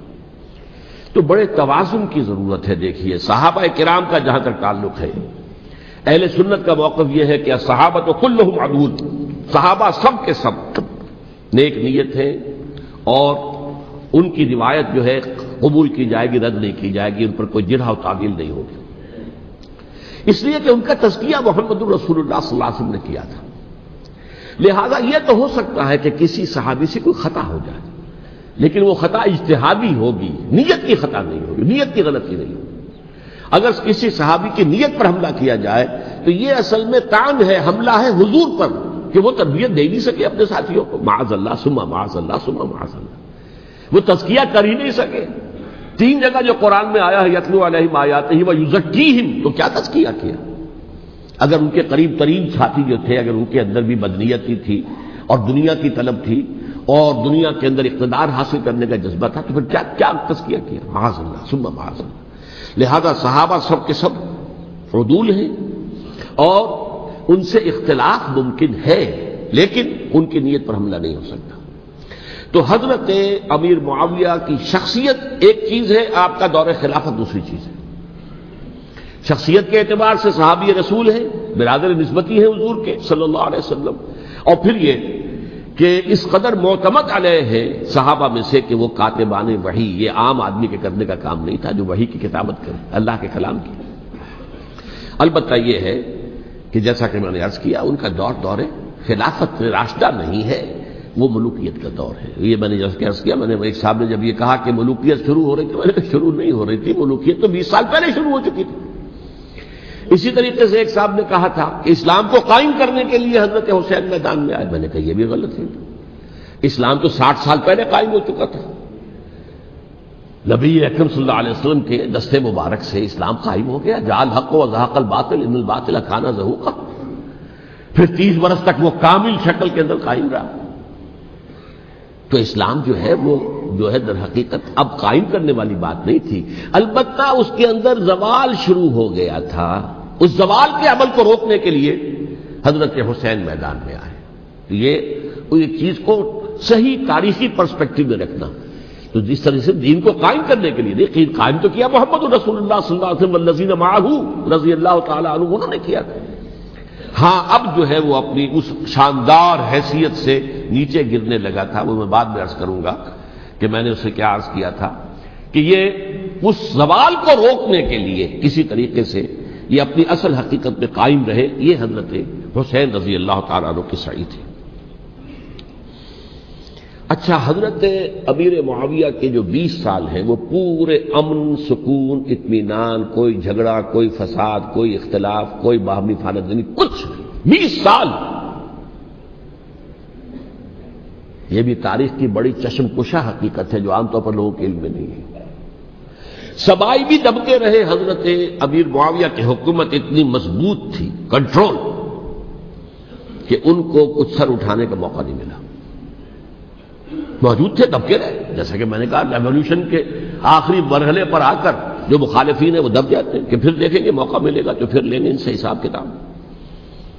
20 سال رہے ہیں پورے امن کے، 10 سال کے بعد یعنی درمیان میں ہے حضرت امیر معاویہ کا عہد خلافت۔ ایک صحابی جو کہ بزرگ صحابہ میں سے ہیں، مغیرہ ابن شعبہ رضی اللہ تعالی عنہ، وہ آتے ہیں اور وہ کہتے ہیں کہ دیکھیے امیر المومنین، کتنی بڑی خانہ جنگی رہی تھی مسلمانوں کی آپس میں، اور اب بھی اگر آپ کسی کو نامزد کیے بغیر چھوڑ گئے امت کو تو پھر خانہ جنگی ہو جائے. 1 لاکھ اس وقت جو ہے وہ ہلاک ہوئے تھے، نہ معلوم اب کتنے ہلاک. لہذا آپ اپنی زندگی ہی میں نامزد کر دیجئے کسی کو خلیفہ، ولی عہد بنا دیجئے. حضرت امیر معاویہ نے ابتداءً جو ہے انکار کیا نہیں، لیکن ان کے دلائل ایسے تھے وزنی، اور میں سمجھتا ہوں کہ وہ بات صحیح تھی جو مغیرہ ابن شعبہ نے کہی، اس لیے کہ اب صحابہ کرام میں سے جو کبار صحابہ تھے وہ تو سب دنیا سے رخصت ہو چکے تھے. اب تو یا صغار صحابہ رہ گئے تھے جو حضور کے زمانے میں بچے تھے، حضرت حسن، حضرت حسین، عبداللہ ابن زبیر، یہ بچے تھے نا، یا تو وہ تھے، اور یا بالکل نو مسلم تھے. اور نو مسلموں میں بڑی تعداد وہ تھی جو ایرانیوں کی تھی، شامیوں کی تھی، ادھر کی تھی. تو ان کو تو ظاہر بات ہے کہ تربیت نبوی سے کیا خلافت راشدہ سے بھی اکثر و بیشتر کو کوئی حصہ ملا ہی نہیں. تو اس صورت میں اب وہ اعلیٰ ترین معیار پر حکومت کے نظام کو قائم کرنا ممکن نہیں ہے. کوئی قبائلی عصبیت جب تک حکومت کی پشت پر نہیں ہوگی، حکومت مستحکم نہیں ہوگی. یہ گویا کہ ایک جس کو کہتے ہیں کہ حقیقت بینی، واقعیت پسندی، ایک آئیڈیلزم ہے اور ایک ریئلزم ہے کہ آپ فیکٹس آن دی گراؤنڈ کو غور کریں، سوچیں اس کے اوپر اور پھر کوئی فیصلہ کریں. اس اعتبار سے پھر حضرت امیر معاویہ نے بات مان لی اور بیعت لے لی لوگوں سے حضرت یزید کے لیے کہ یہ خلیفہ ہوں گے میرے بعد. اس کو ولی عہدی کہتے ہیں. اچھا، اس وقت 5 افراد ایسے تھے کہ جنہوں نے اس سے اختلاف کیا. یہ بات بہت اہم ہے. میرا کتابچہ ہے سانحہ کربلا، اس کے کچھ نسخے آج یہاں ہوں گے، آپ لوگ پڑھیے اسے غور سے اور پھیلائیے تاکہ حقیقت سامنے آئے. 5 افراد کون تھے جو ہونے چاہیے؟ ابو بکر فوت ہو گئے، ان کے بیٹے عبد الرحمن ابن ابی بکر. عمر فوت ہو گئے، ان کے بیٹے عبداللہ ابن عمر. عباس فوت ہو گئے، ان کے بیٹے عبداللہ ابن عباس. زبیر فوت ہو گئے، ان کے بیٹے عبداللہ ابن زبیر. اور حضرت حسن جو ہے ان کا انتقال ہو چکا تھا، حضرت علی کے بیٹے حضرت حسین رضی اللہ تعالی عنہ مجمعین. حضرت حسن کے بارے میں ایک فریق کا کہنا یہ ہے کہ انہیں زہر دے کر ہلاک کیا گیا.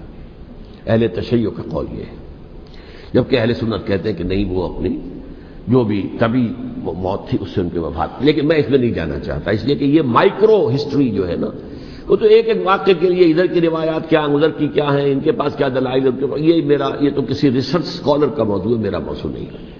لیکن بہرحال یہ 5 حضرات تھے جنہوں نے ولی عہدی کی بیعت نہیں کی. لیکن حضرت معاویہ اتنے حلیم الطبع انسان تھے، انہوں نے جبر نہیں کیا، کوئی تشدد نہیں کیا. ٹھیک ہے، ولی عہدی کی بیعت نہیں کر رہے، کوئی بات نہیں، میری بیعت تو کی ہوئی ہے نا، ابھی تو میں زندہ ہوں، بات ختم ہو گئی. میری بیعت کو تو نہیں توڑا انہوں نے، فسخ بیعت نہیں کی. اس اعتبار سے انہوں نے نہ کوئی تشدد کیا، نہ جبر کیا، نہ کوئی مواخذہ کیا. لیکن جب امیر معاویہ کا انتقال ہو گیا، اب ولی عہدی کی بجائے وہ اب خلافت کی بیعت کی. سب لوگوں نے بیعت کر لی. ان 5 میں سے ایک فوت ہو چکے تھے. حضرت عبد الرحمن ابن ابی بکر فوت ہو چکے رضی اللہ تعالی. 4 تھے. ان 4 میں ایک اختلاف ہوا. 2 کی رائے یہ تھی، عبداللہ ابن عمر، عبداللہ ابن عباس، کہ اگرچہ یہ کام غلط ہوا ہے، اسلام کی روح کے منافی ہوا ہے، یہ بادشاہت کی بنیاد پڑ رہی ہے، لیکن یہ بات ایسی نہیں ہے کہ اس کی بنا پر ہم خانہ جنگی شروع کروا دیں، امت کے اندر خون خرابہ کروائیں، فساد کروائیں. لہذا انہوں نے بیعت کر لی. اب کوئی اگر یہ کہے معاذ اللہ کہ وہ بک گئے تھے یزید کے ہاتھوں، معاذ اللہ ثم معاذ اللہ، وہی بات آپ اختلاف کر سکتے ہیں کہ انہیں نہیں کرنی چاہیے تھی، یہ کوئی رائے رکھے، مجھے اختلاف نہیں. لیکن ان کی نیت پر حملہ کریں گے تو حملہ محمد رسول اللہ پر ہوگا صلی اللہ علیہ وسلم. عبداللہ ابن عمر کون ہے؟ کتنی حدیثیں ان سے جو ہے وہ منقول ہیں. عبداللہ ابن عباس کون ہے؟ جنہیں حضور نے جو ہے ان کے لیے دعا کی تھی، اے اللہ فقہہ فی الدین وعلمہ التاویل، اے اللہ اس نوجوان کو دین کا فہم عطا کر اور قرآن کی تعویل اور تفسیر کا علم عطا کر. حبر الامہ کہلاتے ہیں. وہ کہیں پیسوں اور ٹکوں کے عوض بن جانے والے نہیں تھے. انہوں نے امت کی مصلحت دیکھی، نیت جو ہے اس پر حملہ نہ کیجیے. البتہ اختلاف کا حق آپ کو حاصل ہے. 2 حضرات جو ہے ڈٹے رہے کہ نہیں، ہمیں کم وٹ میں ریزسٹ کرنا ہے۔ عبداللہ ابن زبیر عمر کے اعتبار سے وہ بڑے ہیں، مسلمانوں میں سب سے پہلے ولادت مدینے میں جا کر جو ہوئی ہے وہ عبداللہ ابن زبیر کی ہوئی ہے۔ ہجرت کر کے جب مہاجرین وہاں پہنچے کچھ عرصے تک کسی کے ہاں کوئی اولاد نہیں ہوئی تو لوگوں نے تانے دینے شروع کر دیے کہ معلوم ہوتا ہے کہ یہاں آ کر یہ مکے کے رہنے والے جو ہیں کمزور ہو گئے ہیں، ان کی ہاں اولاد ہی نہیں ہو رہی۔ پھر عبداللہ ابن زبیر کی ولادت ہوئی ہے، یہ حضرت ابو بکر کے نواسے ہیں، حضور کی زوجہ محترمہ حضرت عائشہ کی بہن حضرت دیکھیے ابھی نام نکل گیا ہے جی، حضرت اسماء رضی اللہ تعالی عنہا عنہما، یہ ان کے صاحبزادے ہیں، حضرت زبیر کے بیٹے۔ ان کا فیصلہ ہوا کہ ہمیں رجسٹ کرنا ہے کم وقت میں، ایٹ اینی کاسٹ۔ حضرت حسین ابن علی رضی اللہ تعالی عنہما کا بھی فیصلہ ہوا کہ ہمیں رجسٹ کرنا ہے کم وقت میں۔ البتہ ان میں بھی ایک اختلاف ہو گیا، یعنی یہ دو تو جڑے رہے، ان دو میں اختلاف ہو گیا۔ عبداللہ ابن زبیر کا کہنا یہ تھا کہ ہمیں حجاز میں رہنا چاہیے، یہ سرزمین ہے جس میں نبوت کی برکات سب سے زیادہ ہیں، یہاں ہم مضبوط قلعے کے اندر ہیں، ہمیں یہاں سے جو ہے رجسٹ کرنا چاہیے اور ختم کرنا چاہیے اس نظام کے اندر جو خرابی آ گئی اس کو۔ حضرت حسین رضی اللہ تعالیٰ عنہ کے پاس خطوط کا تانتا بنا ہوا تھا، کوفے سے لوگ خط لکھ رہے تھے، آئیے آئیے آئیے، ہم آپ کے ہاتھ پر بیعت کریں گے، ہم آپ کے ہاتھ پر بیعت کریں گے، ہم آپ کے ہاتھ پر بیعت کریں گے۔ یہی وہ کوفہ جو حضرت علی کا دارالخلافہ رہا تھا اور جو پھر سبائیت کا گڑھ بن گیا تھا۔ چنانچہ حضرت حسین نے حضرت مسلم بن عقیل کو بھیجا وہاں پر کہ میرے نمائندے کی حیثیت سے جا کر وہاں پر بیعت لو۔ 10-12 ہزار افراد نے بیعت کر لی، لیکن اس کے بعد یزید کی طرف سے گورنر بنا کے بھیجا گیا ابن زیاد کو۔ ابن زیاد نے آ کر جو تشدد کیا اور سختی کی تو سب کے سب بیعت توڑ کر اور سب منحرف ہو گئے۔ مخلصین تو وہ تھے نہیں، الکوفی لایوفی، کوفی جو ہے وہ تو کوئی وعدہ وفا کرنے والا ہوتا ہی نہیں، بیعت توڑ دی۔ فمن نقص فانما ينقص على نفسه، بیعت کے بعد بیعت توڑ دینا بہت بڑا گناہ ہے، توڑ دی۔ ادھر اطلاع مل گئی حضرت حسین کو، چل چکے تھے وہ، راستے میں تھے کہ وہاں تو مسلم بن عقیل شہید ہو گئے اور سب لوگوں نے بیعت توڑ دی۔ اب واپس جانا چاہتے تھے لیکن مسلم بن عقیل کے بیٹے جو ہے اڑ گئے۔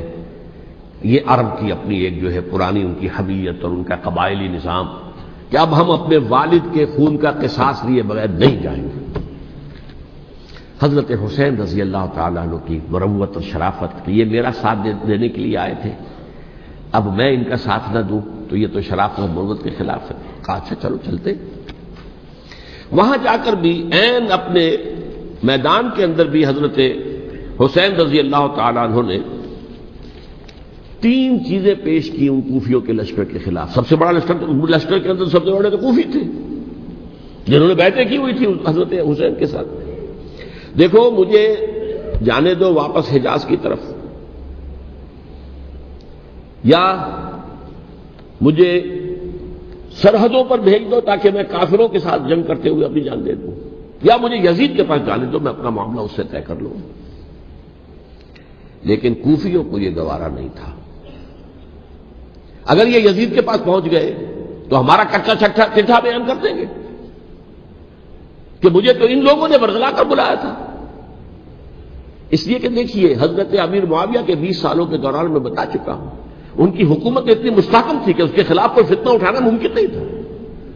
اب کیونکہ چینج اوور ہوا تھا، اور چینج اوور میں آپ کو معلوم ہوتا ہے کہ ایک جس کو کہتے ہیں every thing is in the melting پاٹ، ابھی تو یہ درمیان کے اندر معاملہ ہے، تو انہیں موقع ملا، سر اٹھایا حضرت حسین رضی اللہ تعالیٰ عنہ کو، جو خطوط لکھے جس کے کہ تھیلے کے تھیلے اور بوریوں کی بوریاں بھری ہوئی حضرت حسین کے ساتھ تھی، وہ کہا کہ آئیے ہم آپ سے بیعت کریں گے۔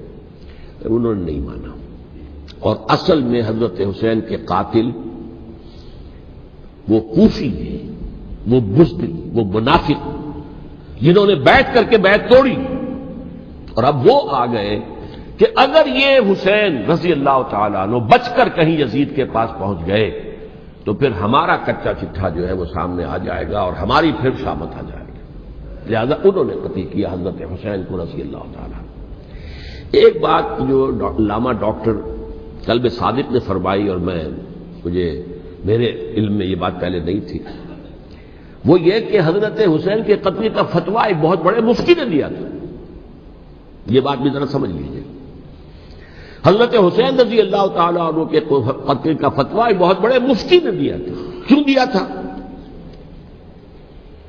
اس لیے کہ حضور کی احادیث موجود ہیں کہ جب ایک شخص کی ایک خلیفہ کی بیعت ہو جائے تو دوسرا اگر کھڑا ہو تو اسے قتل کر دو. کھلی حدیث. اسی لیے ایک بہت بڑے مفسر بھی ہیں، فقیہ بھی ہیں، قاضی ابن العربی رحمۃ اللہ علیہ. ایک ابن عربی ہیں الف لام کے بغیر، ابن عربی، وہ بہت بڑے صوفی ہیں، فلسفی ہیں، اندلس کے ہیں. یہ قاضی ابن العربی ہیں جنہوں نے قرآن کی ایک تفسیر لکھی ہے اس اعتبار سے کہ صرف ان آیات کی تفسیر جن سے کہ فقہی احکام جو ہے ان کا استنباط ہوتا ہے. یہ دو تفسیریں اس طور سے لکھی گئی ہیں قرآن مجید کی. احکام القرآن ان کا نام ہے دونوں کا، جن میں سے ایک جو ہے قاضی ابن العربی کی ہے. ان کا ایک جملہ نقل ہوتا ہے، قتل الحسین بسیف جدہ، حسین قتل ہو گئے اپنے ہی نانا کی تلوار سے. وہ تلوار کیا تھی؟ جب کسی کی بیعت ہو چکی ہو پھر کوئی کھڑا ہو مدعی خلافت قتل. میرے نزدیک حضرت حسین مدعی خلافت نہیں تھے. یہ بات اس وقت سامنے لوگوں کے نہیں آئی، بلکہ حکومت نے یہ باور کرا دیا کہ یہ تو باغی ہے، یہ مدعی ہے خلافت کے. انہوں نے تو دعویٰ نہیں کیا خلافت کا، وہ تو صرف اس عمل کو روکنے کے لیے میدان میں آئے تھے. اور اس بات کو اچھی طرح سمجھ لیجئے کہ اس وقت تک یہ جو تصور آج ہمارے پاس ہے کہ ریاست علیحدہ ہے، حکومت علیحدہ ہے. State of Pakistan, we are loyal to the state of Pakistan. ہم ریاست پاکستان کے وفادار ہیں، گورنمنٹ آف پاکستان کے وفادار نہیں ہیں. We are not loyal to the government. Government تو کبھی بے نظیر کی تھی، ہم اس کے خلاف تحریک چلا رہے تھے، یا کبھی کسی اور کی تھی اس کے خلاف تحریک چل رہی ہے، یا کبھی ضیاء الحق کی تھی اس کے خلاف تحریک چل رہی ہے. گورنمنٹ کو بدلنا تو عوام کا حق ہے. آج اس وقت نہیں تھا. اس وقت ریاست اور حکومت کا کوئی فرق نہیں تھا. لہذا جو حکومت سے اختلاف کرے گویا کہ باغی ہے. یہ ہے اصل میں وہ پیچیدہ مسئلہ کہ کیوں کسی مفتی نے فتویٰ دے دیا. اس لیے کہ اس وقت تک ریاست اور حکومت کا فرق واضح نہیں تھا دنیا پر. یہ تو ابھی کوئی 100-150 سال کی بات ہے کہ آج ہمارا جو پولیٹیکل سائنس کا ایولیوشن ہوا ہے وہ اسٹیج تک پہنچ گیا ہے کہ اسٹیٹ علیحدہ ہے، حکومت علیحدہ ہے. حکومت تو اسٹیٹ کے 3 آرگنز میں سے ایک آرگن ہے. ایڈمنسٹریشن حکومت کی ہے، جوڈیشری ہے اور لیجسلیچر ہے. 3 آرگنز ہیں بڑے بڑے، ان میں سے ایک ہے. تو حکومت کو بدلنا تو عوام کا حق ہے، چاہے وہ ووٹ کے ذریعے بدلیں چاہے ایجیٹیشن. اگر پرامن ایجیٹیشن ہے اس سے حکومت کو بدلنے کا حق حاصل ہے دستوری طور پر ہر اعتبار سے. اس وقت یہ نہیں تھا. لہذا صورتحال یہ بن گئی کہ حکومت وقت نے باور کرا دیا مسلمانوں کو. ورنہ سوچئے نواسۂ رسول کو قتل کرنا کوئی آسان کام تھا. آخر سب کلمہ گو تھے کہ نہیں تھے؟ کلمہ گو تو تھے نا، اور حضور سے عقیدت اور محبت میں کمی. لیکن یہ کہ فتویٰ اگر ایک بہت بڑے مفتی کا، جو کہ حضرت علامہ ڈاکٹر قلب صادق صاحب نے فرمایا، مجھے اس مفتی کا نام بھی معلوم نہیں، کہ ایک مفتی ہی کا فتویٰ تھا وہ، جس کے بنا پر اب ان لوگوں نے حضرت حسین کو قتل کیا. اور یہی وجہ ہے کہ انہوں نے پھر خیموں کو بھی آگ لگا دی. بھائی حالانکہ دیکھیے اگر دشمنی کا انتقام ہوتا تو حضرت علی بن حسین جو بیمار تھے، جو بعد میں زین العابدین رحمت اللہ علیہ کے نام سے پھر یہ اہل تشیع کے چوتھے امام معصوم ہیں، حضرت علی، حضرت حسن، حضرت حسین، اور پھر حضرت علی بن حسین زین العابدین رحمت اللہ علیہ. کیا ان کو بھی قتل کر دیتے؟ حضرت حسین کی نسل ہی ختم ہو جاتی. لیکن نہیں کیا. آگ کیوں لگائی؟ آگ اس لیے لگائی کہ وہ جو ڈاکومنٹری پروف ہے ہماری غداری کا یزید کے خلاف حضرت حسین کو جو ہم نے دعوت دی، وہ جو ڈاکومنٹری پروف خطوط کی شکل میں موجود ہے وہ ختم ہو جائے، ڈسٹرائے ہو جائے. اس کے لیے انہوں نے خیموں میں آگ لگائی. بہرحال یہ ہے تاریخی پس منظر. یہ اسی سبائی فتنے کا تسلسل ہے جس نے سب سے پہلے حضرت عثمان کی جان لی رضی اللہ تعالیٰ عنہ. 5 سال تک مسلمانوں میں خانہ جنگی رکھی ہے. حضرت علی کو پھر شہید کیا، اور اس کے بعد جو ہے 20 سال حضرت امیر معاویہ کے تو سر نہیں اٹھا سکے. لیکن پھر جب ایک چینج اوور ہو رہا تھا تو اس وقت انہوں نے موقع غنیمت سمجھا کہ اب کھڑے ہو جاؤ اور اب دوبارہ ایک فتنہ جو ہے اس کو امت کے اندر پیدا کر دو. اچھا، اس معاملے میں ایک بات جو میں نے وہاں کہی کہ ہمارے ہاں شاعرانہ جو مبالغہ آمیزی ہے، یہ میری گفتگو کا حصہ انہوں نے حذف کر دیا ہے۔ اور میں نے ایک سنی شاعر، بہت بڑے عالم، جن کے حوالے سے آج بھی میری تقریر ہوگی خالق جناح ہال میں، مولانا محمد علی جوہر کے ایک شعر کے حوالے سے کہا کہ قتل حسین اصل میں مرگ یزید ہے، اسلام زندہ ہوتا ہے ہر کربلا کے بعد۔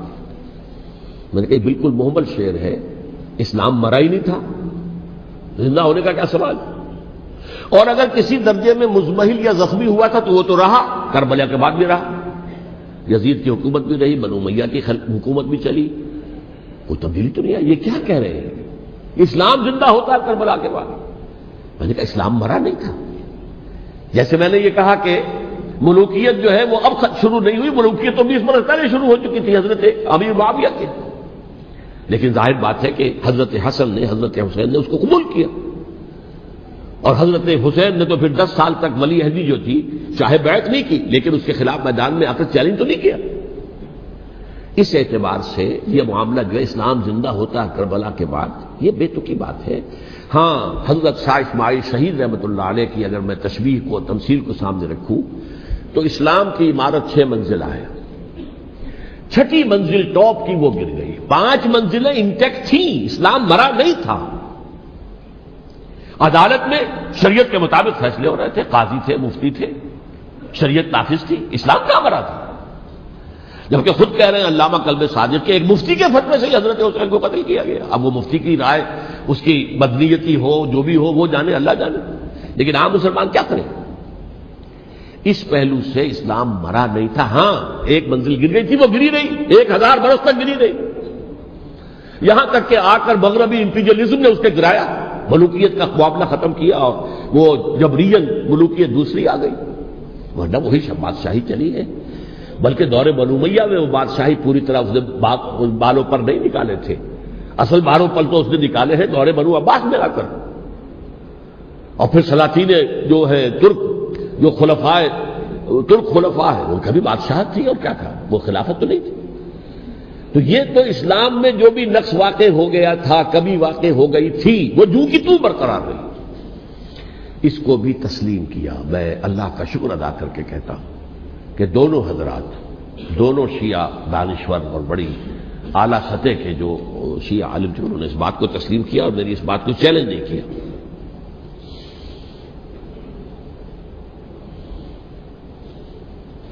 اصل میں تیسری بات میں نے یہ کہی کہ دیکھیے حضرت حسین رضی اللہ تعالی عنہ کی اس شہادت کے بعد،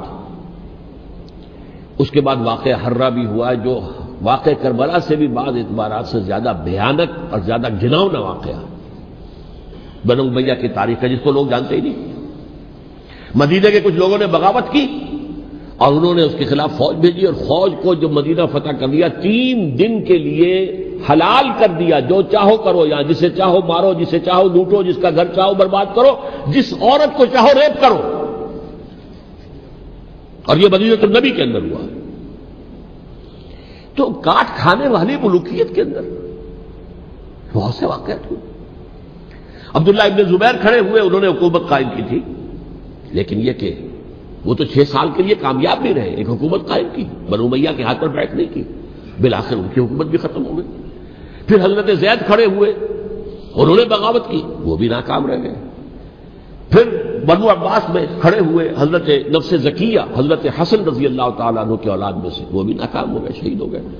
پھر یہ سمجھ لیا گیا کہ اب یہ جہاں تک 6ٹھی منزل ہے وہ تو دوبارہ تعمیر نہیں ہو سکتی، یہ تو جس کی لاٹھی اس کی بھینس، جس کے پاس طاقت ہوگی اس کی حکومت ہوگی، جس کا قبیلہ زیادہ قوی ہوگا، جس قبیلے میں زیادہ عصبیت ہوگی، مضبوط ہوگا، متحد ہوگا، طاقتور ہوگا، اسی کی حکومت ہوگی۔ البتہ اس کے نیچے لوگوں کے اخلاق کی اصلاح کرو۔ صوفیاء کرام نے وہ کام اپنے ذمہ لیا، اور بالکل وہی کام ہے کہ جو ائمہ اہل بیت کرتے رہے۔ حضرت حسن کی اولاد میں پھر حضرت علی بن حسین رضی اللہ تعالی، حضرت حسین کی اولاد میں پھر امام محمد باقر، امام محمد جعفر صادق، اور اس کے بعد بھی 5 اور، کسی نے بغاوت نہیں کی۔ جیسے علماء کرام کام کر رہے تھے اور جیسے صوفیاء کرام کام کر رہے تھے، ایسے ہی وہ مسلمانوں کی علمی تربیت، روحانی تربیت و تزکیہ کر رہے تھے، کسی نے حکومت کو چیلنج نہیں کیا۔ نوٹ کر لیجیے اس بات کو. حضرت علی نے بھی چیلنج نہیں کیا تھا, حضرت حسن نے چیلنج نہیں کیا, خود صلح کر لی. تو ائمہ اہل بیت جو 12 یہ گنتے ہیں, جن میں سے آخری جو ہے حضرت مہدی کو تو ابھی ظاہر ہونا ہے, ان کے عقیدے کے مطابق وہ روح پوش ہیں, وہ ظاہر ہوں گے. لیکن 11 حضرات کے بارے میں یہ کہ حضرت حسین کے سوا کسی نے بھی چیلنج نہیں کیا وقت کے نظام, اور حضرت حسین نے بھی اس مغالطے پر کیا کہ کوفی ساتھ دیں گے, اور یہ موقع ہے کہ یہ جو چھٹی منزل اسلام کی گر گئی ہے اسے دوبارہ تعمیر کر دیا جائے. انہوں نے خلافت کا دعویٰ نہیں کیا تھا, یہ انہیں عوام کو مغالطے میں مبتلا کیا گیا کہ یہ خلافت کا مدعی ہو کر سامنے آیا. جیسا کہ میں نے آپ سے کہا تھا, امیر معاویہ نے حضرت علی کے عہد خلافت میں کبھی خلافت کا دعویٰ نہیں کیا, مدعی خلافت نہیں تھے. وہ تو یہ کہتے تھے کہ قاتلان حسین جو ہے, قاتلان عثمان کو سزا دو, قصاص دو, بس. اسی طرح حضرت حسین نے بھی, اب دیکھیے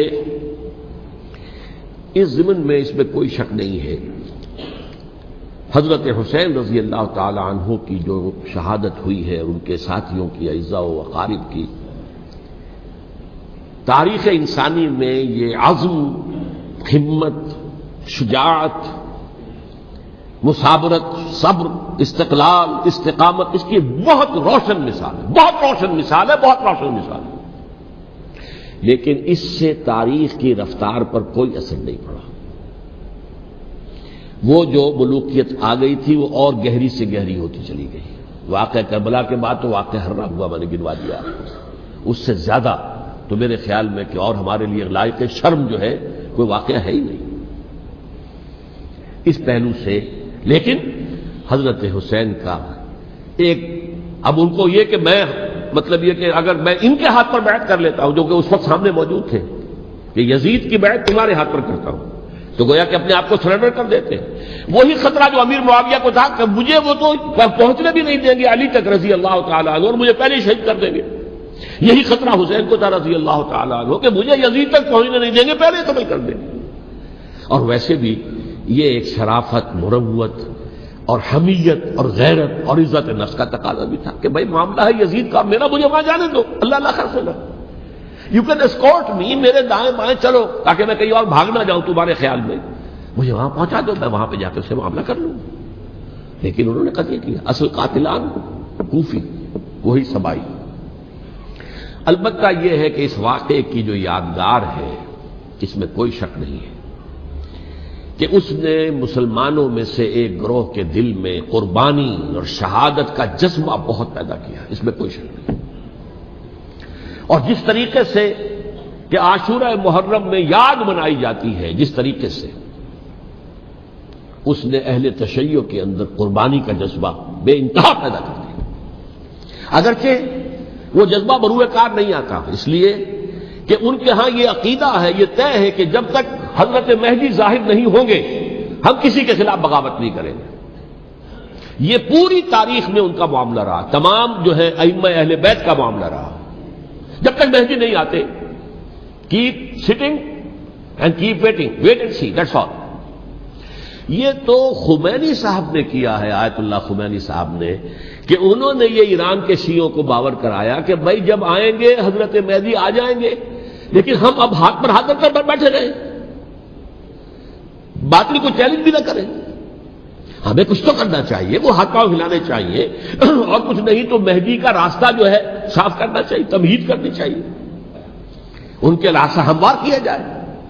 تو یہ ان کی بڑی عظمت ہے آیت اللہ خمینی صاحب کی کہ اہل تشیع ایران کے جو ہے ان سے انہوں نے یہ بات منوا لی کہ ہم بالکل انرٹ نہیں بیٹھے رہیں گے, بلکہ اب انہیں نائب امام قرار دے کر اور ولایت فقیہ کے فلسفے کے حوالے سے, یہ دو چیزیں ان کی جو ہیں بنیادی فلسفے کی ہیں, وہ اس وقت میرا موضوع نہیں ہے. انہوں نے عوام کو ایسا کھڑا کیا ہے کہ 20,000 سے لے کر 30,000 کے درمیان انسانوں نے جانے دے دی. عورتوں کے جلوس نکلے, شیرخوار بچہ گود میں ہے عورت کے, اور گولی کھا رہی ہے, مر رہی ہے, گر رہی ہے. آپ سوچئے زندگی کتنی عزیز ہوتی ہے, اور شیرخوار بچے کے لیے ماں کی جو زندگی ہے اس ماں کو اپنی زندگی کتنی عزیز تر ہوگی کہ اپنے لیے نہیں تو اس بچے کے لیے مجھے جینا ہے. لیکن نہیں, گولیاں کھائیں گری. یہ جذبہ انہی میں ہے. واقعہ یہ ہے کہ اہل سنت کے اندر یہ جذبہ نہ ہونے کے برابر ہے. یہ میں واشگاف الفاظ میں کہہ رہا ہوں. پورے عالم اسلام میں صرف شیعہ ایران ایسا نکلا ہے کہ جس نے بادشاہت کا خاتمہ کیا. باقی سعودی عرب میں بادشاہت بیٹھی ہوئی ہے، ڈٹ کر بیٹھی ہوئی. اربوں ڈالر کا ایک ایک محل بنتا ہے ان بادشاہوں کا، اور سنی سن ہے، سن کوئی حرکت نہیں. وہ تو اب جو حرکت ہو رہی ہے وہ اینٹی امریکن حرکت ہے جو ہو رہی ہے. وہ در حقیقت وہ مسئلہ بالکل دوسرا ہے جو اس وقت ہو رہا ہے. لیکن یہ کہ عالم اسلام میں کوئی تحریک ایسے نہیں اٹھی. یہ اہل تشیع میں ہے جو بالکل استثنائی بات ہے کہ انہوں نے جو ہے ایسا بادشاہ جس کو کہا جاتا تھا کہ اس کا جو اسلحہ خانہ ہے وہ ایشیا میں سب سے بڑا اسلحہ خانہ ہے، جو 2500 سالہ پرانی جو ایک عظمت تھی ایران کی اس کو دوبارہ تازہ اور زندہ کرنا چاہتا تھا. 2500 سالہ برسی اس نے منائی تھی، اس کے لیے شہر آباد کیا تھا کہ خسرو یا سائرس یا ذوالقرنین قرآن مجید کی اصطلاح میں اس کی یادگار بنائی تھی. اور وہ سوچ رہا تھا کہ وہی عظمت دوبارہ ایران کی ہوگی جو کہ خسرو کے زمانے میں تھی، جس کا قرآن مجید میں سورہ کہف کے اندر ذکر ہے. مشرقی فتوحات، مغربی فتوحات، شمالی فتوحات. تو وہ بادشاہ ہے، اس کو بھاگنا پڑا ہوا قربانی کی وجہ سے. تو یہ جو ہے واقعہ کربلا نے، اس میں کوئی شک نہیں ہے کہ ایک ایسی مشعل روشن کی ہے جس کو کہ ہر شخص کو دیکھنا چاہیے. یہ بھی انسان، جیسے کہ اقبال نے ایک شعر کہا تھا غالب کے لیے، فکر انسان پر تیری ہستی سے یہ روشن ہوا ہے پرے مرغ تخیل کی رسائی تاک ہو جا. تو فکر انسان پر حضرت حسین کی قربانی سے یہ واضح ہوا ہے کہ انسان کس حد تک جا سکتا ہے قربانی دینے کے لیے اپنے کسی مقصد کے لیے. مقصد ان کا جو تھا، میں نے اسی لیے آیت پڑھی تھی، معاذ اللہ ثم معاذ اللہ. میں ایک آخری بات جو کہہ رہا ہوں وہ نوٹ کر لیجئے. ایک خاص انتہائی نقطۂ نظر کے عام کیے جانے کی وجہ سے سنیوں میں بھی ایک انتہائی رد عمل پیدا ہوا ہے. Extreme rightist سنیز.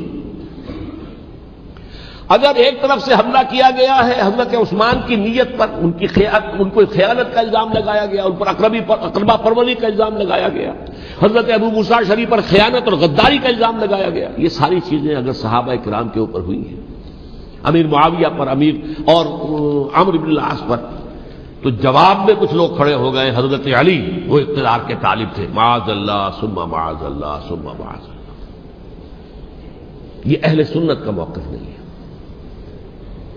حضرت حسین اقتدار کے طالب تھے، ہرگز نہیں، ہرگز نہیں، ہرگز نہیں. وہی اصول جو میں نے بتایا تھا سب کے لیے لاگو رہے گا. وہ امیر معاویہ کے لیے ہے تو حضرت علی کے لیے بھی، حضرت حسین کے لیے بھی ہے. کہ نیک نیت ہے، آپ ان کی کسی رائے سے اختلاف کر سکتے ہیں لیکن ان کی نیت پر حملہ نہیں کریں گے. نیت پر حملہ کریں گے آپ کا ایمان بالرسالت جو ہے وہ مجروح ہو جاتا. یہ رسول کے ساتھ بھی ہے، رسول نے ان کا تزکیہ کیا، یتلو علیہم آیاتہ ویزکیہم، اس کا سارا عمل محمد کا کیا ہوا ہے صلی اللہ علیہ وسلم. تو صحابی کے معاملے میں یہ ہمارے ہاں ان کو اہل سنت جو ہے جو معتدل مزاج کے، اور اکثریت ان کی، یہ تو چند لوگ ہیں ذرا قلم چلا لیتے ہیں تو ان کی بہت سی کچھ چھوٹی چھوٹی کتابیں بھی شائع ہو گئی ہیں بہت، لیکن انہیں اہل سنت نے قرار دیا ناسبی یا خارجی. جیسے خوارج نے کہا تھا حضرت علی بھی کافر ہے اور حضرت امیر معاویہ بھی کافر ہیں، حضرت عمرو بن العاص بھی کافر ہے، معاذ اللہ ثم معاذ اللہ. ایسے ہی کچھ لوگ حضرت حسین پر بھی الزام لگاتے ہیں کہ اقتدار کی حوث اور طلب کے اندر انہوں نے یہ سارا سفر کیا تھا، اور بس یہ ہے کہ وہ جو بازی تھی وہ ہار گئے. اللہ اللہ خیر صلی اللہ، اس سے آگے کیا ہے معاملہ؟ نہیں، معاذ اللہ ثم معاذ اللہ. اسی لیے میں نے آیت آج جو پڑھی تھی ایک اور جو بہت بظاہر آپ کو معلوم ہوئی ہوگی، غیر متعلق ہے میرے آج کے عنوان سے، تلک الدار الآخرۃ نجعلھا للذین لا یریدون علوا فی الارض ولا فسادا.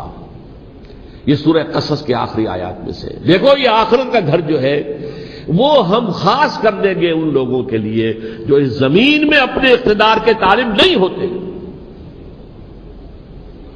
زمین میں اقتدار کے طالب ہو گے فساد ہو جائے گا. تم بھی طالب، میں بھی طالب، جھگڑا ہوگا، لڑائی ہوگی، دنگا ہوگا، فساد ہوگا. تلک الدار الآخرۃ نجعلھا للذین لا یریدون علوا فی الارض ولا فسادا.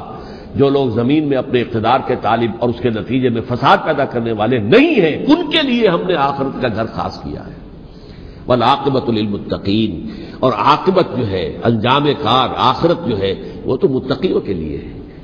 اسی میں آئیں گے سب صحابہ کرام، خواہ وہ حضرت علی ہے رضی اللہ تعالیٰ عنہ، اور خواہ وہ حضرت امیر معاویہ ہیں، حضرت عثمان ہیں رضی اللہ تعالیٰ عنہما، خواہ حضرت حسن ہیں، حضرت حسین ہیں رضی اللہ تعالیٰ عنہما، خواہ عبداللہ ابن زبیر ہے، خواہ عبداللہ ابن عباس ہے، خواہ عبداللہ ابن عمر ہے رضی اللہ تعالیٰ عنہم اجمعین۔ اس اصول کو سامنے رکھ کر اختلاف آپ کر سکتے ہیں کسی سے بھی، لیکن کسی کی نیت پر حملہ کریں گے تو اصل میں آپ کا ایمان بالرسالت مجروح ہو جائے گا۔ علی کو نبی اکرم صلی اللہ علیہ وسلم نے اپنا نائب بنا کر چھوڑا تھا جب غزوہ تبوک میں جا رہے تھے مدینے میں۔ حضرت علی نے کہا کہ مجھے آپ عورتوں کے ساتھ بٹھا کے جا رہے ہیں۔ فرمایا تمہارا مقام میرے ساتھ وہی ہے جو موسیٰ کے ساتھ ہارون کا تھا۔ ہارون کو چھوڑ کر گئے تھے نا یہودیوں کے پاس جب گئے تھے تورات لینے کے لیے، تو تمہارا وہی مقام ہے میرے ساتھ۔ تو یہ حضرت علی ہے رضی اللہ، ان کے بارے میں میرا ان کی کیا عظمت میری نگاہ میں۔ تو یہ 3 کتابچے ہیں، مجھے نہیں معلوم تیسرا یہاں ہے یا نہیں ہے، بہرحال آپ لوگوں کو ریکمینڈ کر رہا ہوں کہ ان کا مطالعہ کریں۔ اب یہ کہ آخری بات یہ کہ اصل ہمارے کرنے کا کام کیا ہے۔ دیکھیے کیوں نہیں کیا کسی نے بھی خروج کا معاملہ، وہ میں واضح کر چکا ہوں، بغاوت نہیں کی۔ کیوں؟ ایک تو ریاست اور حکومت میں فرق نہیں تھا، ذرا کھڑا ہو اور وہ باغی قرار پائیں گے، واجب القتل ہو جائیں گے، فتوے کی زد میں آ جائے، یہ معاملہ تھا۔ اور دوسرے یہ کہ عمارت پوری گری نہیں تھی، ایک منزل گری تھی نا۔ آج ہم کہاں کھڑے ہیں؟ پوری عمارت گری ہوئی ہے، نہ شرعی عدالتیں ہیں، نہ شرعی فیصلے ہیں، نہ احکام الہی نافذ ہیں، نہ حدود اور قصاص کے معاملات، کچھ بھی نہیں۔ ہمارا فرض کیا ہے؟ حضرت حسین کی مدح کرتے رہیے، تعریف کرتے رہیے، صحابہ کرام کی مدح کرتے رہیے، مدح صحابہ، اس کے لیے مجلسیں قائم ہو رہی۔ بھائی کر کیا رہے ہو؟ تھے تو آبا وہ تمہارے ہی، مگر تم کیا ہو؟ ہاتھ پر ہاتھ دھرے منتظر فردا ہو۔ تلک امت قد خلت لہا ما کسبت ولکم ما کسبتم۔ وہ تو ایک امت تھی جو چلی گئی، اللہ کے ہاں پہنچ گئے، جو کچھ انہوں نے کمایا وہ ان کے لیے، تمہارے لیے نہیں ہے۔ تمہارے لیے وہ ہوگا جو تم کماؤ گے۔ ہمارے لیے راستہ اب یہی ہے کہ خلافت راشدہ کے مکمل نظام کو اثر نو قائم کرنے کے لیے منہج انقلاب نبوی کو اختیار کریں۔ میری کتاب اس پر، کیسٹس اس پر، آڈیو کیسٹس، ویڈیو کیسٹ، سی ڈیز، نہ معلوم ڈی وی ڈی، سب کچھ موجود ہے۔ سیرت النبی پر تو میں عرض کر چکا ہوں، فلسفہ سیرت النبی سمجھنا ہے تو میری کتاب پڑھیے، ورنہ سیرت النبی آپ پڑھ لیں گے، واقعات معلوم ہو جائیں گے، فلسفہ سیرت سامنے نہیں آئے گا، اس کا آپ مطالعہ کریں گے میری کتاب سے۔ اور دوسرے یہ کہ یہ خلافت قائم کرنے کے لیے جو جد و جہد ہم کر رہے ہیں، تحریک خلافت پاکستان جس کا میں داعی ہوں ادنا سا، وہ تنظیم نہیں ہے، میں اس کا امیر نہیں، وہ ایک تحریک ہے۔ جیسے تحریک پاکستان کہلاتی تھی جس کی تنظیم تھی مسلم لیگ، پارٹی کا نام مسلم لیگ تھا، لیکن تحریک پاکستان، اس طرح تحریک خلافت پاکستان وہ ہم نے چلائی ہے تنظیم اسلامی کے تحت۔ یہ خلافت جب پہلی چلی تھی آج سے 84 سال قبل، نومبر 1921 میں خالد بینا ہال میں وہ مقدمہ چلا تھا، جس کے نتیجے میں بڑے بڑے جو لیڈر تھے ہمارے، مولانا محمد علی جوہر اور مولانا حسین المدنی اور مولانا ابوالکلام آزاد، ان سب کو 2 سال کی قید کی سزا سنائی گئی تھی، بغاوت، مقدمہ بغاوت، یہ خالد بینا ہال۔ اسی میں سن 91 یا 92 میں نے 3 دن تقریریں کی تھیں، جن میں آج سے پھر میں 3 تقریریں کرنے والا ہوں، ایک آج شام کو، ایک کل شام کو رات 9 بجے، آج بھی کل بھی، ایک پرسوں اتوار کی صبح کو 10 بجے ہے کیا 11 بجے۔ تو ان میں آپ حضرات شرکت فرمائیں، تاکہ اصل جو ہمارے کرنے کا کام ہے، تاریخ کو بھی سمجھنا چاہیے، تاریخ کے عوامل کیا ہیں، کیا پس پردہ عوامل کار فرما تھے، کیا کسی شے کی اصل حقیقت ہے، وہ سمجھنا چاہیے۔